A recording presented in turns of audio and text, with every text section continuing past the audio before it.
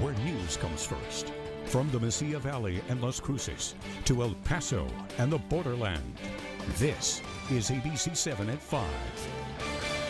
We are under an ABC 7 First Alert. Good afternoon and thank you for joining us for ABC 7 at 5. I'm Paul Cicala. And I'm Nicole Gomez. Let's get your storm track weather forecast from ABC 7 Chief Meteorologist Doppler Dave Spillman. Yeah, you know the big changes. We issued that first alert yesterday, and I know one of our first alert days is Friday, and then next week we just want to give you ample time to prepare for some of the changes, and the winds are going to be the first big change.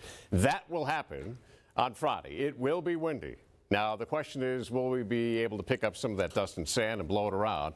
And I think the probabilities are pretty good for seeing some of that later in the day on Friday. Our next system, though, system number 2, comes in here Monday into mid-portions of next week. That's going to blow in that cold Arctic air, similar to what we had last week. And a good portion of the country is going to be dealing with this very cold air. So we'll be talking about some wind chills.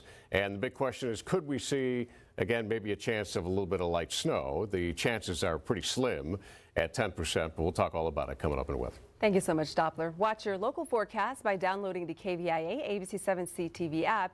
You can also get your storm track weather forecast on Roku, Fire TV, and Apple TV.